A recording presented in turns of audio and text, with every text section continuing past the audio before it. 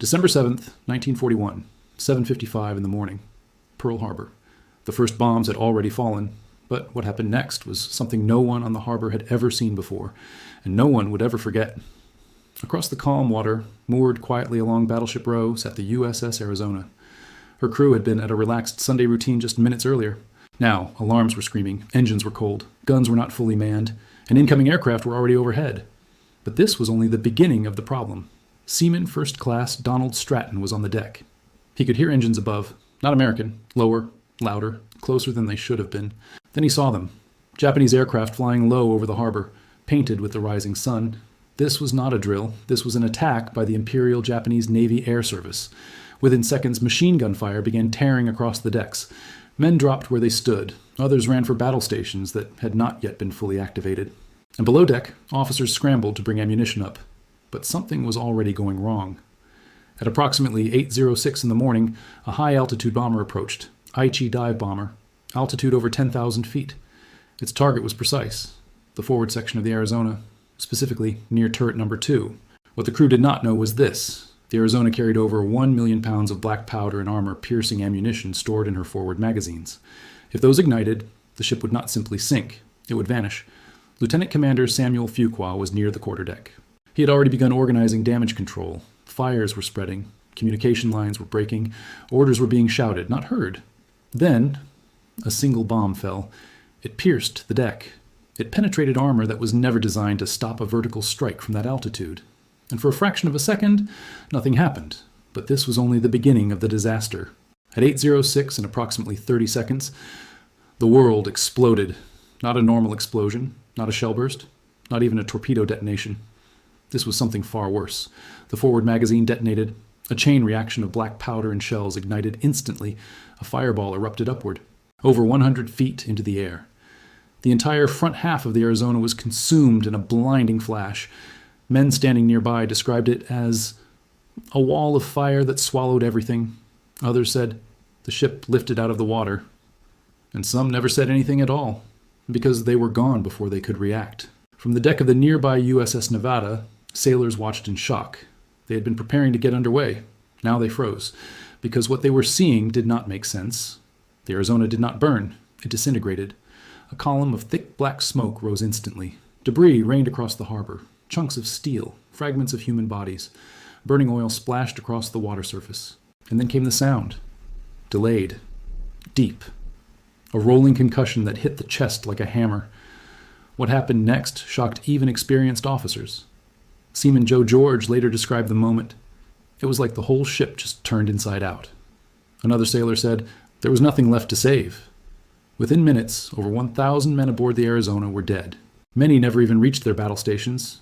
Some were still in their bunks. Others were trapped below deck, alive, but with no way out, because the explosion had collapsed entire compartments. Lieutenant Commander Fuqua survived, but he knew immediately what this meant. Damage control was no longer about saving the ship. The ship was already lost. Now it was about saving whoever remained alive. But there was another problem. The fires were spreading across the water. Fuel oil was leaking from the shattered hull, and men who had jumped overboard to escape the flames were now swimming in burning fuel. From above, Japanese pilots circled back. They saw the explosion. Even they were surprised, because that level of destruction was not guaranteed. It meant the bomb had struck exactly where it needed to. The Arizona was no longer a battleship. It was a burning wreck, and the attack was far from over. Back on shore, commanders struggled to understand the scale. Communications were broken. Reports were conflicting. Some believed multiple ships had exploded. Others thought it was a fuel depot. But one thing became clear very quickly. If the same thing happened to other battleships, the entire Pacific Fleet could be wiped out in minutes. And yet the real danger had not yet appeared. Because beneath the smoke, beneath the fire, there were still men alive inside the Arizona, trapped, burning, and running out of time. What would you have done in that moment? As the flames rose higher, and the harbor filled with oil and wreckage, survivors began hearing something unexpected. Knocking from inside the ship. Faint, irregular, but real. And what happened next would become one of the most haunting details of the entire attack. The knocking did not stop. It came from deep inside the wreck of the USS Arizona. Faint, irregular, but unmistakably human. December 7th, 1941, approximately 8:20 in the morning. The fire was still raging across the harbor. Oil burned on the water. A thick column of smoke rose thousands of feet into the sky. And yet, beneath all of that, men were still alive. But this was only the beginning of a different kind of horror. Lieutenant Commander Samuel Fuqua moved along what remained of the deck, or what had once been the deck. Now it was twisted steel and open flame. He was organizing survivors, pulling burned sailors from the water, sending the wounded toward Ford Island. But then he heard it, a sound that did not belong to the chaos above, knocking from below. At first, he thought it was debris shifting, metal collapsing under heat. But then it came again. 3 sharp impacts, pause, then 2 more. Someone was inside, alive, and trying to signal. Nearby sailors heard it too. One of them later said, "We all froze when we realized what it was." Because everyone understood the same thing at once. Those men were trapped below armored decks, with no clear access, no working hatches, and no equipment capable of cutting through in time. The Arizona's forward section had collapsed inward. Bulkheads were warped. Passageways were blocked. Entire compartments had been crushed or sealed shut by the explosion. The men inside were in isolated pockets, some injured, some burned, all running out of oxygen, and there was nothing anyone on the surface could do. But this was only the beginning of the realization. Across the harbor, the attack continued. Japanese aircraft returned for second runs. Machine gun fire swept the decks of other ships. The USS West Virginia was already sinking at her moorings. The USS Oklahoma had capsized completely. Men were trapped inside her hull as well. Knocking from steel was not unique to the Arizona. It was happening across Battleship Row. But the Arizona was different because the fires were uncontrollable.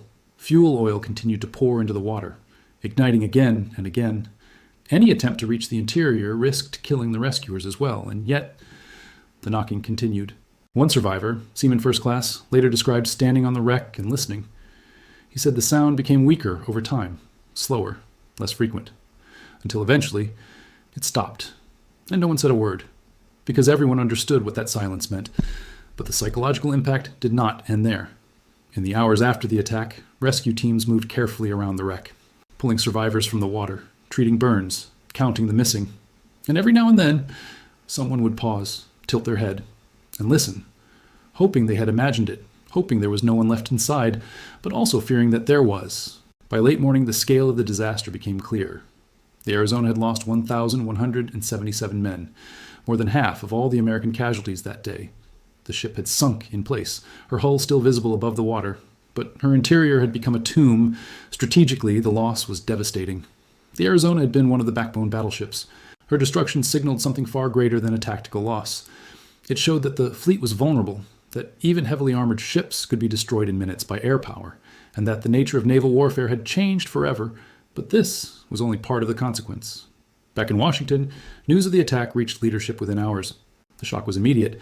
The implications were undeniable. The following day, December 8, 1941, Franklin D. Roosevelt addressed Congress. He called it a date which will live in infamy, and the United States formally entered the war.